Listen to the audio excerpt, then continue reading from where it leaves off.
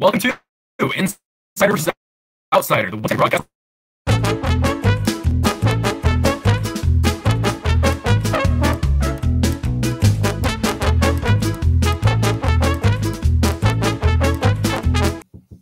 Gabe Peraino. Hey, how you doing? Even there he is. He is the co-host of 2-Minute Warning, and we are also going to be interviewing Darion Amico, who we just got off the street. He claims to know something about sports. I don't believe him. Let's test his knowledge. We will be discussing 3 relevant topics in modern-day sports, the first of which we will discuss right now. Had an MVP season. #1 scoring offense. Top seed in the NFC. Aaron Rodgers playing chess, not checkers. There we go. There is your dagger. Okay, so Aaron Rodgers is supposedly leaving the Green Bay Packers this year. If this were true, the Packers would be losing their star quarterback for the past 16 seasons. Gabe, how do you feel? How big of a loss would this be for Green Bay? Well, I mean, it would obviously be a huge loss for them. I mean, this guy's been on your team forever. He's been your franchise quarterback for so many years now in the last decade.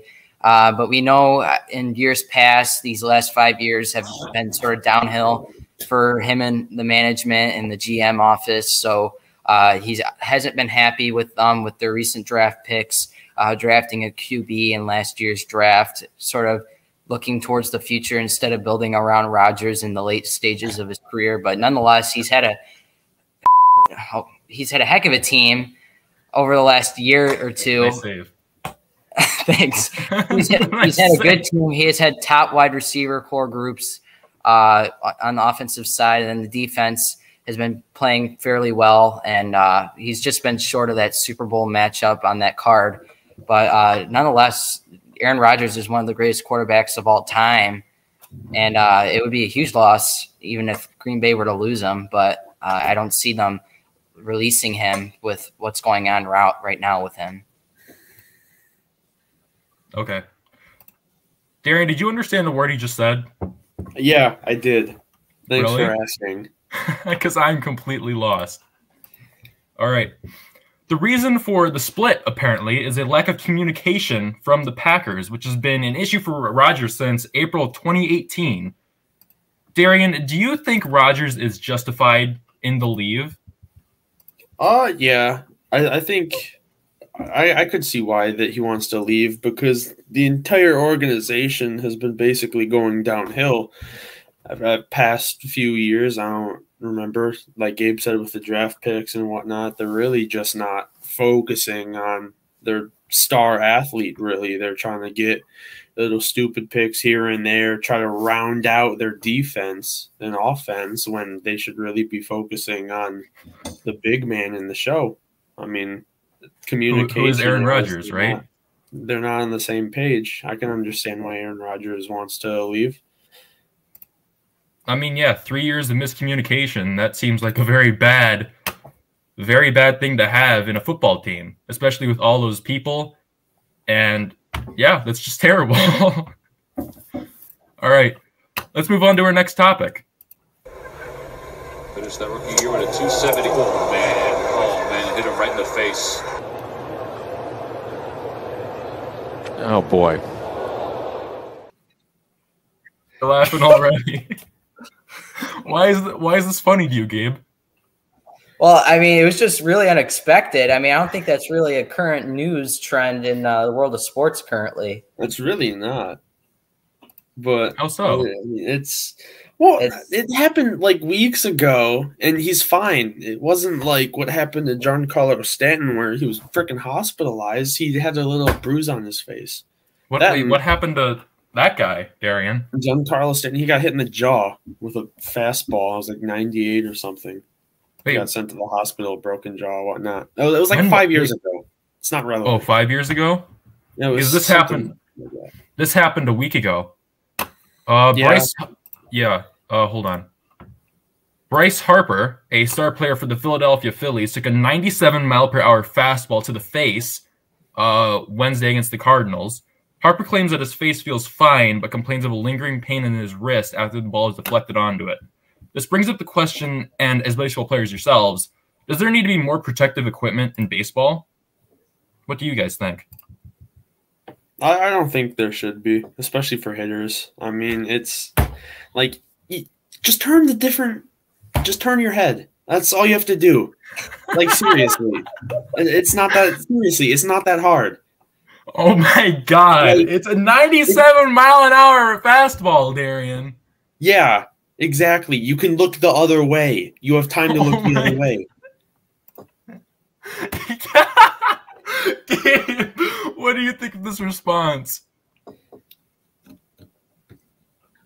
What do you think, Gabe? You can't just look the other way, Darion. Yes, you can. The ball is almost going 100 miles an hour. And you're expecting a pitch down the middle, and all of a sudden it comes right at your head. They're paid millions of dollars, Gabe. The last thing that I would expect that, like, it's not that hard. Seriously. You're being paid millions of dollars to watch millions of dollars prepares like a 97-mile-an-hour like hard ball to the face, Darion. I don't care how much you're getting paid, that's gonna hurt. You're being paid millions of dollars. Even like multi-millionaires coming out of baseball. You know how many pitches they take in BP? They take like thousands a week. Yeah, but Darion, those balls are going like half the speed of that pitch. No, not all the time. Usually, a lot of the time, yes. Usually they take machine pitch that's like 100 miles an hour because that's what they see. Like, is it unfortunate that they hit him in the face? Yeah, but what are you going to do about it? Wow. It's not a reoccurring theme. So you're saying that it doesn't happen all that often? No. No, it doesn't. It doesn't happen a lot. So but that's why. Was your question about should baseball players have more protective equipment? Yeah, that was the question. No, I mean, the game's evolved so much. I do think that there's different issues that I think that need to be addressed, like performance-enhanced drugs, I think needs to be taken into more consideration than talking about protective equipment because baseball is a hard sport to play, even when you just take those out of the equation. I do think it's one of the hardest sports to play out there, and I don't think people really look at the game. They just sort of look at it as just a person tossing a ball 60 feet or whatever the distance is, and I just think that there's more into it.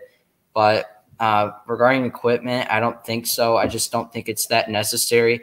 I would say the only thing that the MLB should go upon would maybe be sort of with the netting and behind the catchers and behind the dugouts. I do think that there's been a lot of accidents with foul balls going into the stands and people getting seriously injured and almost severely hospitalized. It's happened a few times with bats and just bad tragedies with people not paying attention in the stands that close.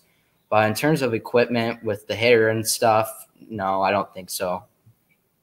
Before you move on, can we also note that I don't believe that Bryce Harper was wearing the face covering as well that attaches to the side of the helmet?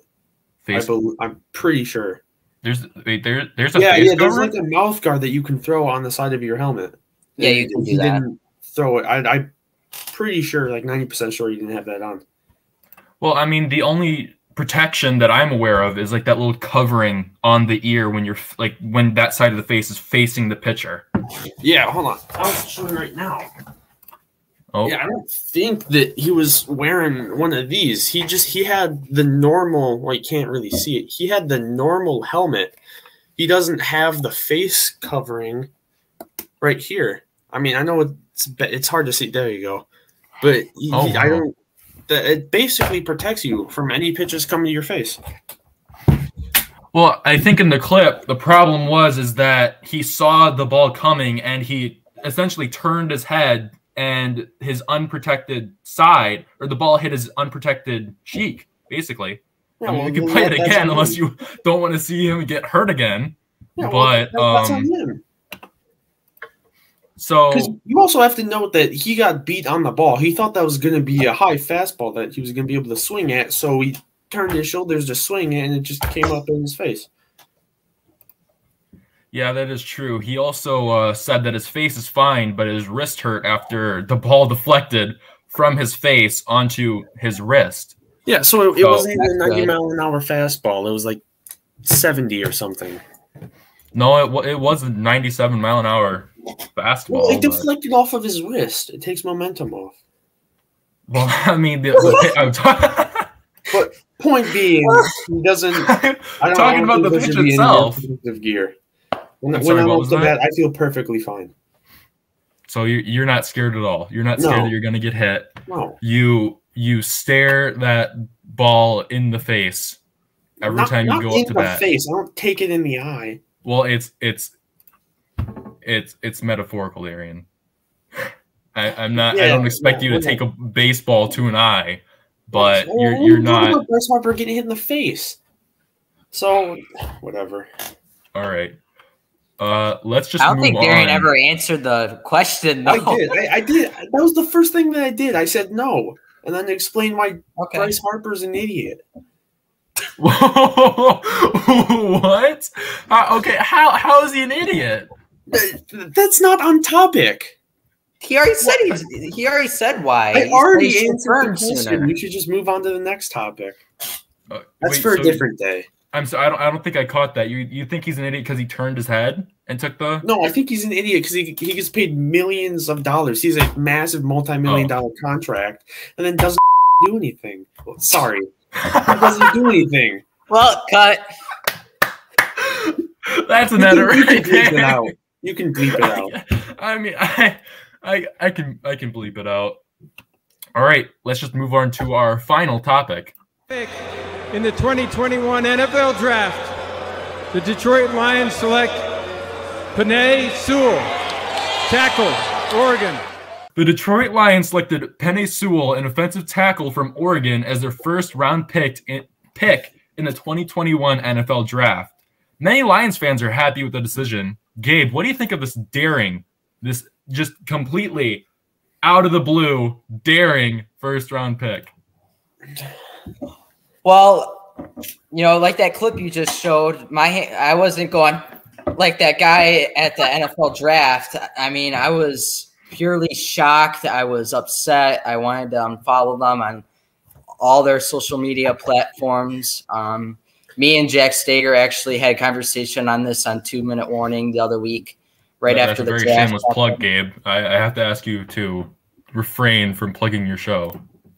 This is my show. Gotta promote. This is my broadcast. WDRWTV.com, for those of you wondering. Oh, my God. But I mean, I think when you just look at the face of it and seeing that the Lions drafted an offensive lineman at number 7, I just think people can take that, especially me who did it, right when I heard the news. I think people could take it extremely bad, because they left guys like Justin Fields or, people at that type of capability left on the board. They just overlook him and take an offensive lineman. But, I mean, you could take this as a positive or a negative. You could say, the Lions, Jared Goff, who just came on the Lions this year with the Stafford trade, maybe he's not at the level that maybe people think that he's not at the level that they need him to be at in order to turn around the organization.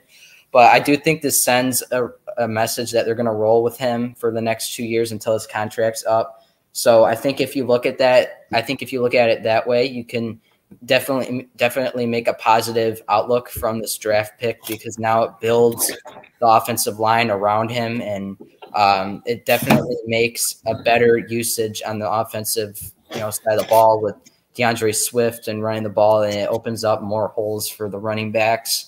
But I mean, just then on the negative side, just with Justin Fields and guys with that, I think you could take a bigger bid on it, a bigger gamble, and take one of them over an offensive lineman, just a real game changer, and just have that Jared Goff transition QB position for the next year or two and tank. But, I mean, it's going to be interesting to see what they do here. They drafted guys on the defensive side of the ball the rest of the way, except for like 1 or 2 rounds. So if you're the Lions, I don't really know what to think of right now. You already know they're not going to win more than 5 games in the next 2 years. So I guess now is the time to build the most boring positions on your team. So you think that this pick is – you think that they doomed – or by choosing this pick, you think that they're doomed for this year, but maybe, hopefully, they can build a stronger team with more draft picks and just make their team better in future years or future seasons? Is that what you're saying?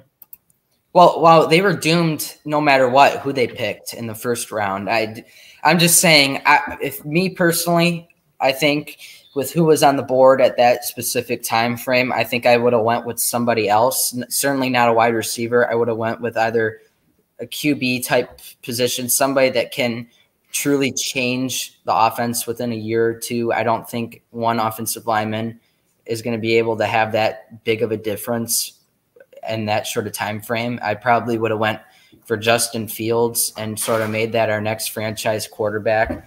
But at least you see with this new management, you see them actually going for a positional need. They didn't go with a tight end like TJ Hawkinson, who, he's been a great player, but there's no difference between what the team is doing when he's off the team than he's on it. So again, I'm happy that they took into consideration of what they need, but I probably would have went with somebody else because they're doomed for the next year or two. It's just a build up now.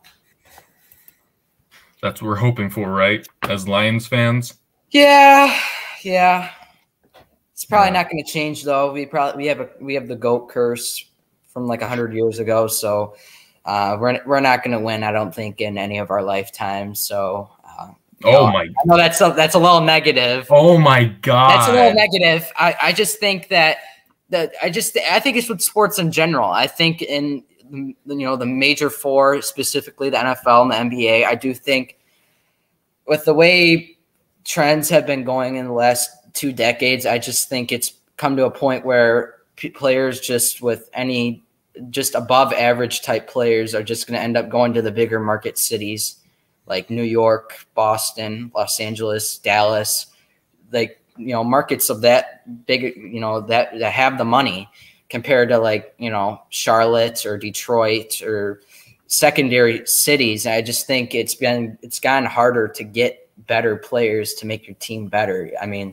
That's why they probably, in my opinion, they could have taken somebody like Justin Fields because that's I just think with him, it would open the gap, I guess, for Detroit to draw in those big time players because there's no way to compete against teams like Kansas City eventually if they're just going to have all these big time players.